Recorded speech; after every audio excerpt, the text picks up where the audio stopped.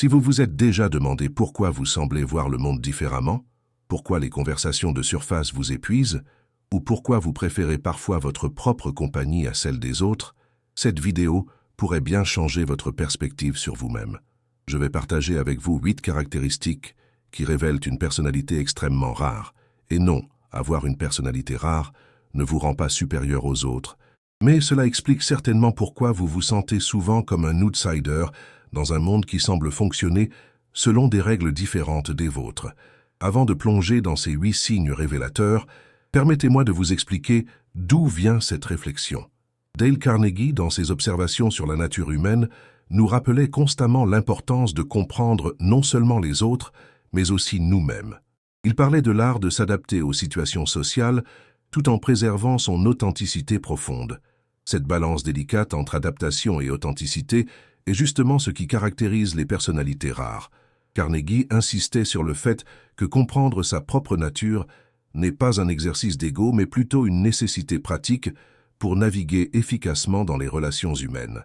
Quand vous comprenez pourquoi vous fonctionnez différemment, vous cessez de vous forcer dans des moules qui ne vous correspondent pas, et vous commencez à utiliser vos différences comme des forces plutôt que comme des obstacles. L'idée derrière cette approche est simple.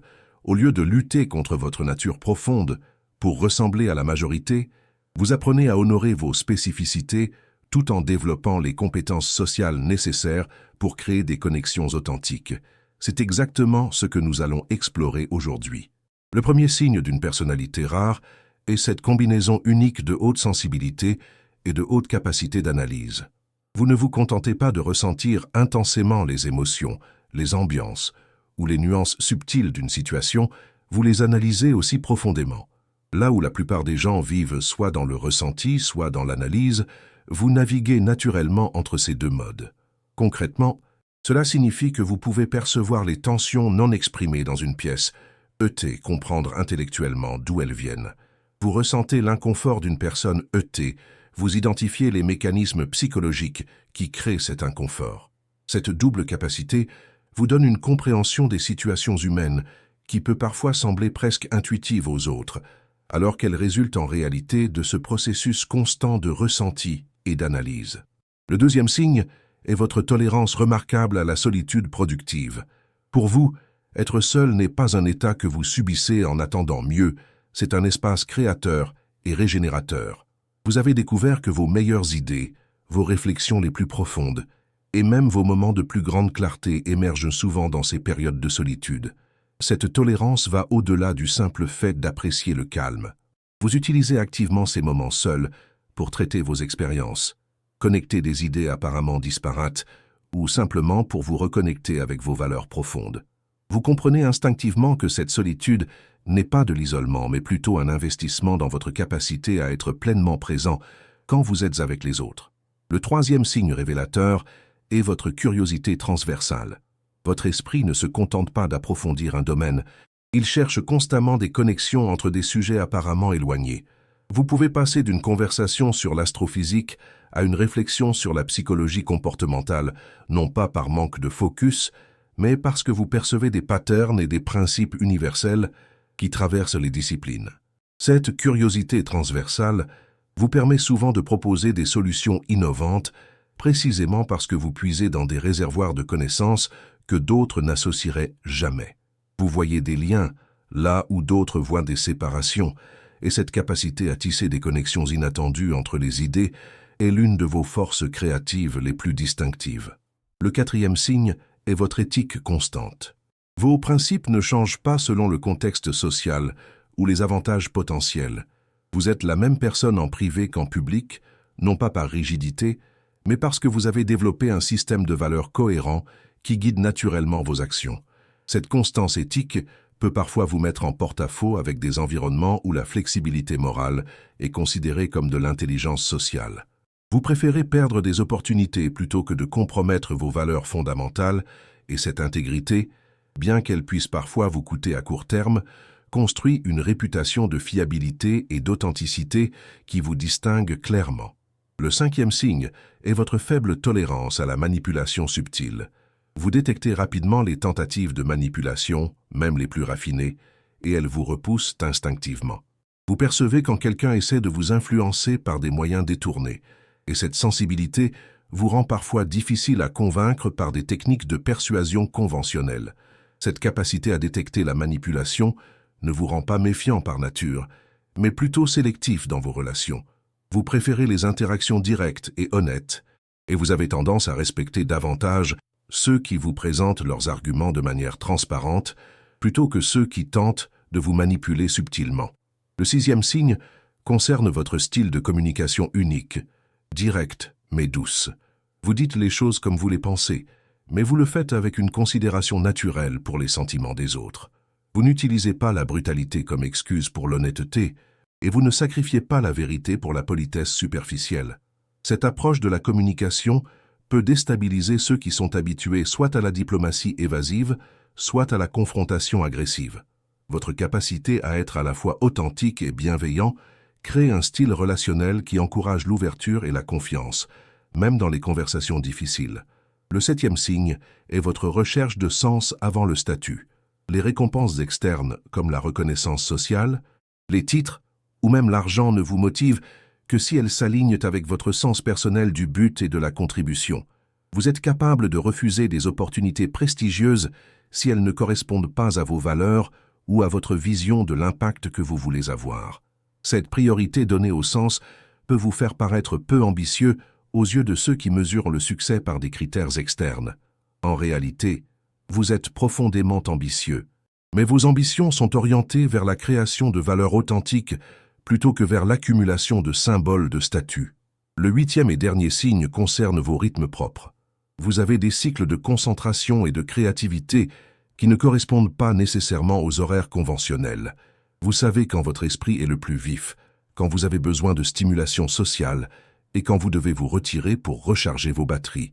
Cette conscience de vos rythmes naturels vous permet d'optimiser votre performance et votre bien-être, mais elle peut aussi créer des frictions avec des environnements qui exigent une productivité constante selon des horaires rigides. Vous travaillez mieux quand vous pouvez honorer ces cycles naturels plutôt que de les forcer dans des structures externes. Maintenant que nous avons exploré ces 8 signes, il est crucial de comprendre que posséder une personnalité rare comporte aussi ses risques et ses défis. Le premier risque majeur est l'isolement. Parce que vous fonctionnez différemment, vous pouvez avoir du mal à trouver des personnes qui comprennent vraiment votre façon de voir le monde. Cette rareté peut créer un sentiment de solitude existentielle, même quand vous êtes entouré de gens. Le deuxième risque est le perfectionnisme paralysant. Votre capacité à voir les nuances et les complexités peut vous rendre hyper critique envers vos propres créations. Vous voyez toujours comment les choses pourraient être améliorées, ce qui peut vous empêcher de partager votre travail ou de célébrer vos accomplissements. Le troisième risque est ce qu'on pourrait appeler l'overfitting social.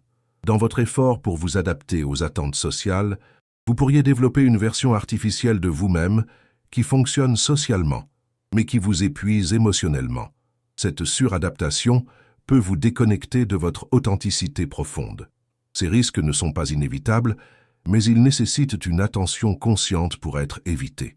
La conscience de ces pièges potentiels est déjà le premier pas vers leur prévention. Pour prendre soin de cette personnalité rare, je vous propose 3 approches pratiques qui ont fait leurs preuves.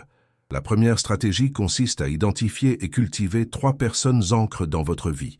Ces personnes ancres sont des individus qui vous comprennent profondément, qui acceptent votre fonctionnement unique et avec qui vous pouvez être complètement authentique sans avoir besoin d'expliquer ou de justifier votre approche de la vie. Ces relations d'ancrage ne doivent pas nécessairement être nombreuses, mais elles doivent être profondes et fiables.